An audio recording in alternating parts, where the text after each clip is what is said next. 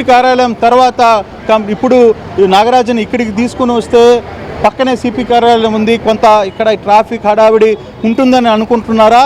లేదు ఐజీ ఆదేశాల మేరకు కంట్రోల్ రూమ్కి ఏమైనా తీసుకువెళ్ళే పరిస్థితి ఉందా?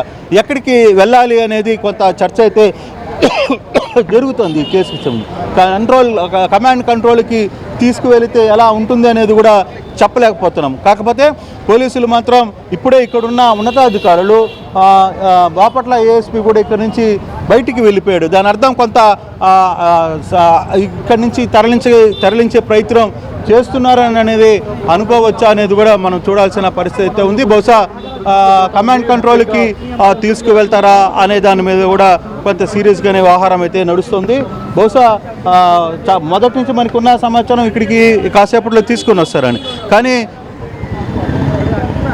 మరి కమాండ్ కంట్రోల్కి తరలిస్తారని కూడా మనకు కొంత సమాచారం క్లియర్గా. సో ఒకటి కమాండ్ కంట్రోల్ దగ్గరికి వెళ్ళే పరిస్థితి అయితే కనబడుతుంది. బహుశా ఇక్కడి నుంచి మేము కూడా కమాండ్ కంట్రోల్కి వెళ్ళాలి, ఆ దిశగా వెళ్ళే ప్రయత్నం అయితే చేస్తున్నాం. మనోజ్, నేను కొద్దిసేపు లైవ్లో నుంచి వెళ్తే బయటికి వెళ్ళాలి. సో కొంచెం కమాండ్ వెళ్ళండి, అక్కడ ఎలా విచారించబోతున్నారు, అక్కడికి ఇంకెవరైనా మద్దతుదారులు వచ్చే అవకాశం ఉందా? You please cross verify that. So ఒక్కసారి మనం విజువల్ చూడొచ్చు, అక్కడ పింక్ కలర్ ఆ స్పెట్స్ పెట్టుకున్న వ్యక్తి పోలీస్ వాహనంలో ఎక్కుతున్నారు చూడండి, ఆయనే సిఐ నాగరాజు. పోలీస్ వాహనంలో ఎక్కిన వ్యక్తి ఆయనే సిఐ నాగరాజు. సిఐ నాగరాజు పైనే ప్రధానంగా ఇప్పుడు ఆరోపణలు వినబడుతున్నాయి. అటు తల్లి గాదే విజయలక్ష్మి, సాయికృష్ణ తల్లి ఇచ్చిన కంప్లైంట్లో కూడా ఇక్కడ ప్రధానంగా సిఐ నాగరాజును మెన్షన్ చేసింది. సో ఎక్కడో జగ్గాయిపేట దగ్గర జరిగినటువంటి 25 కోట్ల ల్యాండ్ డీలింగ్లో నవీన్ రెడ్డి అనే వ్యక్తికి ఈయనకి మధ్య తగాదా, ఒక మధ్యమత్తులో ఉన్నటువంటి సిచ్యువేషన్లో హతమార్చడం ఏంటి, ఆ తర్వాత ఆయన అరెస్ట్ అయి జైలు వేయడం ఏంటి, సాయికృష్ణ పైన పలు రకాల కేసులు ఉన్నాయి, సుమారుగా 20 పైగా కేసులు ఉన్నాయి సాయికృష్ణ పైన.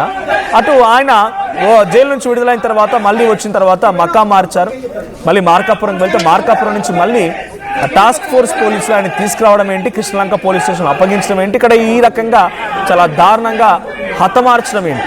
సో ఇప్పుడు అనుమానాలన్నిటి కూడా నివృత్తి చేసే విధంగా సిట్ అధికారుల విచారణ చాలా కీలకం కాబోతోంది.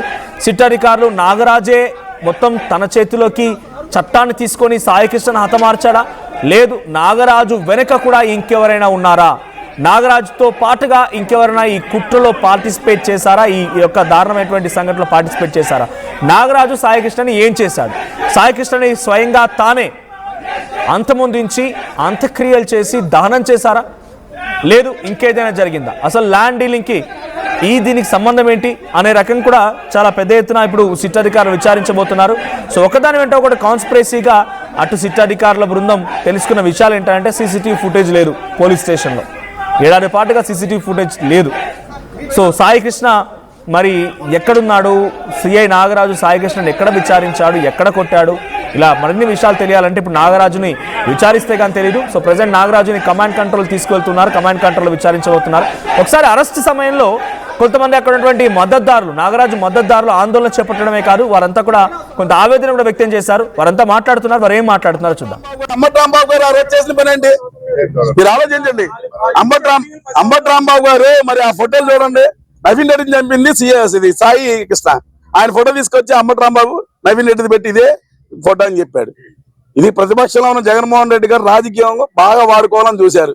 ఇంకోటి దీనిలో కులాన్ని కూడా పెట్టి ఎంత బాగా వాడాలని కూడా చూశారు. అది మనం ప్రజలందరూ గమనిస్తున్న విషయమే. మీరు దీన్ని రాజకీయం చేయొద్దు, రాజకీయం చేయకుండా తప్పు ఒప్పును మీరు పునరాలోచించుకోవాలని మాత్రం ఖచ్చితంగా చెప్తున్నాం. అతని మీద 2 NVWలు అరెస్ట్ వారెంట్ పెండింగ్ లో ఉండగా అతను ఎక్కడన్నా మిస్పాపరేట్ పారిపోయి ఈ విధంగా ప్రతిపక్ష నాయకులు వేరే కార్యక్రమం చూపిస్తున్నారని చెప్పేసి అనుకోవడం కూడా అతిశయోక్తిగా లేదు. ఖచ్చితంగా మాత్రం ఆ కోణంలో కూడా దర్యాప్తు చేయాలి. సిఐ నాగరాజు గారికి మాత్రం అధికార పక్షం ప్రతిపక్షంలో కొన్ని ఇలా చేస్తున్నారు కాబట్టి తప్పనిసరిగా ఆయనకి ప్రభుత్వం సెక్యూరిటీ కలిగించాలని చెప్పేసి కూడా కోరుకుంటున్నాం. రైట్. సో సాయికృష్ణ మీద చాలా కేసులు ఉన్నాయి. ఆ కేసుల విషయంలో నాగరాజు చాలా కఠినంగా వ్యవహరించారు. అలా వ్యవహరించాల్సింది కూడా కృష్ణలంకలో ఒకప్పుడు గంజాయి సంబంధించినటువంటి అనేక రకాల విషయాలను కూడా వెలికి తీసి వాటిని అంతమొందించిన వ్యక్తి నాగరాజు. కాబట్టి అలాంటి వ్యక్తిని ఇప్పుడు రాజకీయం చేసి అంబటి రాంబాబు కానీ వైసీపీ జగన్మోహన్ రెడ్డి కానీ రాజకీయాలు చేస్తున్నారు, కులం పేరుతో లేకపోతే రకరకాల రాజకీయాలు చేస్తున్నారని చెప్పి ఆయన మద్దతుదారులు కూడా మండిపడుతున్నారు. సో సాయికృష్ణ పైన గతంలో కూడా చాలా కేసులు ఉన్నాయి. సాయికృష్ణ పైన గతంలో విజయవాడ సిటీలో కేసు ఉంది కమిషనరేట్ పరిధిలో. ఆయన దాని విషయంలో కన్విక్షన్ అయ్యారు. తర్వాత 1 కాదు 2 కాదు, ఏకంగా ఒకనొక సిచ్యువేషన్లో సాయికృష్ణ పైన 22 కేజీల గంజాయి కూడా దొరికిందట ఆయన దగ్గర. 22 కేజీస్ ఆఫ్ గంజాయి సీజ్డ్. అక్కడ ఎన్టీఆర్ డిస్టిక్ ఇబ్రహీంపట్నం పోలీస్ స్టేషన్లో, మాచవరం పోలీస్ స్టేషన్లో, తర్వాత చాలా చోట్ల పెట్టి కేసులు ఉన్నాయి. కృష్ణలంక పోలీస్ స్టేషన్ పరిధిలో 1 2 మొత్తంగా 22 కేసులు ఉన్నాయి ఆయన పైన. అయితే ఆ విషయంలో ఆ వ్యక్తి క్రిమినల్గా ఉన్నటువంటి వ్యక్తిని సాయికృష్ణని కఠిన చర్యలు తీసుకో విధంగా కొంత నాగరాజు వివరించి ఉండొచ్చు. సో దాంతో మాత్రం దానికి మీరు నాగరాజుని అరెస్ట్ చేస్తారా, నాగరాజుపై కుట్ర అన్నట్టుగా మాట్లాడుతున్నారు. సో ప్రజెంట్ ఆయన అదృశ్యానికి సంబంధించిన సాయికృష్ణ అనేటువంటి 25 ఏళ్ల వ్యక్తి అదృశ్యంకి సంబంధించిన సంఘటన ఏకంగా ఏపీ పాలిటిక్స్ మొత్తాన్ని కుదిపేసింది. స్వయంగా ముఖ్యమంత్రి సాయికృష్ణ కుటుంబాన్ని కలవాల్సిన పరిస్థితి వచ్చింది. చాలా రాజకీయంగా వైసీపీ, టీడీపీ, జనసేన మధ్య పెద్ద ఎత్తున ఆగ్రహ జ్వాలలు, ఒకరిపై ఒకరు మాటల తూటాలు కూడా చెలరేగాయి. సో మే 9న అతని పోలీసులు విచారణ కోసం తీసుకెళ్ళినట్టుగా కుటుంబ సభ్యులు చెప్తూ ఉన్నారు. సో ఆ తర్వాత సాయికృష్ణ అప్పటి నుంచి తిరిగి ఇంటికి రాలేదు. మే 9th అప్పటి నుంచి ఇంటికి రాలేదు. అతని తల్లి విజయలక్ష్మి పలుసార్లు పోలీస్ స్టేషన్కి వెళ్ళి అడిగినా కూడా చూపించలేదు. ఆ తర్వాత సరైన సమాచారం కూడా ఇవ్వలేదు. హెబియస్ కార్పస్ పిటిషన్ దాఖలు చేసింది తల్లి విజయలక్ష్మి. ఆ తర్వాత ఈ కేసు మరింతగా ముందు పడింది. కృష్ణలంక పోలీస్ స్టేషన్లో అతన్ని తీవ్రంగా చిత్రహింసలకు గురి చేసి హతమార్చారని చెప్పి తల్లి విజయలక్ష్మి చెప్తోంది. ఆ చిత్రహింసల వల్లే తన కుమారుడు మరణించాడు. ఆధారాలు లేకుండా చేయడానికి రహస్యంగా శవాన్ని దహనం కూడా చేశారని ఆరోపిస్తున్నారు తల్లి విజయలక్ష్మి. ఇక దీంట్లో ఎస్ఎస్వి నాగరాజు అనేటువంటి కృష్ణలంక సిఐ ప్రధానమైనటువంటి పాత్రధారిగా, సూత్రధారిగా ఆ తల్లి ఆరోపిస్తోంది. సో రాంగ్ఫుల్ కన్ఫైన్మెంట్ అంటే అక్రమంగా నిర్బంధించడం, ఆధారాలు నాశనం చేయడం విషయంలో కూడా ఆయన పైన కేసులు నమోదయ్యాయి. ఆయన పైన హత్య కేసు కూడా నమోదైంది. అయితే ఈ సెక్షన్ల పైన నాగరాజు పైన పోలీసులు ఎఫ్ఐఆర్ కూడా నమోదు చేశారు. సో ఏకంగా ఒక సిట్ ఏర్పడింది. ఆ సిట్కి ఇప్పుడు ఐజీ రవిప్రకాష్ నేతృత్వం వహిస్తున్నారు. ఆ సిట్ ఇప్పుడు నాగరాజును మరి కాసేపట్లోనే విజయవాడ కమాండ్ కంట్రోల్లో విచారించబోతున్నారు. పోలీసులు సీసీటీవీ ఫుటేజ్ కోసం పరిశీలించారు. కాల్ డేటా రికార్డును తీసుకున్నారు. దహన సంస్కరణ చేసినటువంటి ఆ శ్మశాన వాటికల్లో కూడా అక్కడ రికార్డుని పరిశీలించారు. పోలీస్ సిబ్బంది యొక్క వాంగ్మూలాలని కూడా తీసుకున్నారు. సో ఇవేవి కూడా పూర్తి స్థాయిలో ఆయన యొక్క విషయాన్ని రాబట్టలేకపోయాయి. అయితే దహన వాటికలో మే 23 నుంచి 26 మధ్య కొన్ని గుర్తు తెలియని మృతదేహాల దహన సంస్కరణ జరిగాయని చెప్పి కూడా రికార్డులో పోలీసులు గమనించారు.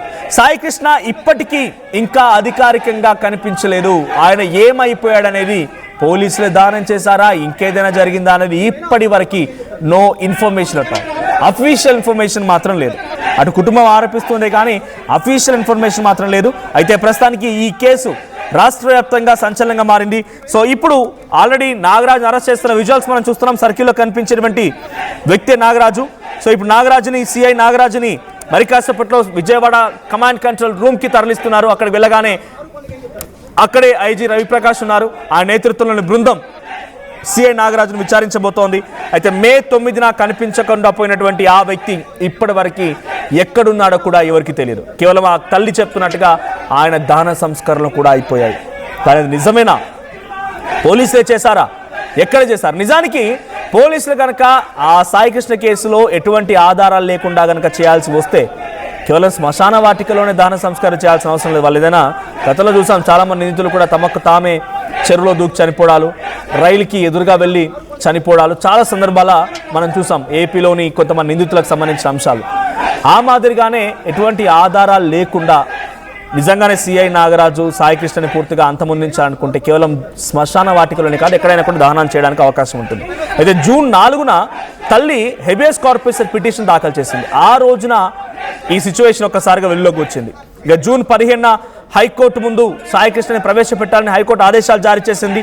అతని ఆచూకీ తెలియదని ప్రభుత్వ తరపున న్యాయవాదులు కూడా కోర్టుకు తెలిపారు. అయితే జూన్ 29న అతన్ని కనుక్కొని మరి, ఆయన ఆధారం తెలియదు అనుకుంటున్నారు, ఎక్కడ కూడా లేడని చెప్తున్నారు కాబట్టి ఆయనని కనుక్కొని మరి మీరు ప్రవేశపెట్టాల్సిన అవసరం కూడా ఉంది అని చెప్పి జూన్ 29న మరోసారి గడువిచ్చింది కోర్టు. సో ఇప్పుడు ఆయన జూన్ 17న ముఖ్యమంత్రి కూడా డైరెక్ట్గా వచ్చి ఆయన కోసం కుటుంబాన్ని కలిశారు. సాయికృష్ణ కుటుంబంతో భేటీ అయ్యారు.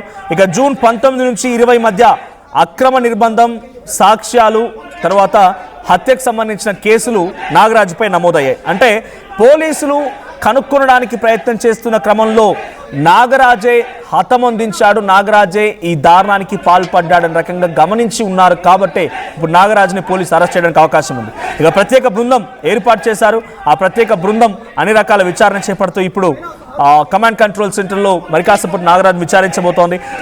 సో చాలా వరకు అక్కడ మద్దతు కూడా పెరిగింది నాగరాజు కూడా కృష్ణలంక నుంచి కాకుండా వివిధ ప్రాంతాల నుంచి కూడా ఆయన ఒక సిన్సియర్ ఆఫీసర్ అని, చాలామంది ఇటువంటి అక్రమార్కులని, దుర్మార్గులని, నిందితులని, లేకుంటే క్రిమినల్ కాన్స్పిరసీ ఉన్న వ్యక్తులని కూడా అరెస్ట్ చేశారు. వాళ్ళందరినీ కూడా తగు శిక్ష వేశారు ఆయన.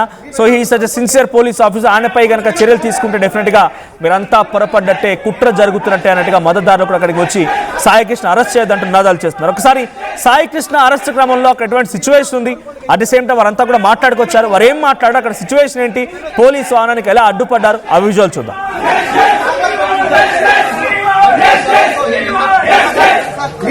ఆరు పండుగ ఏం చెప్తారు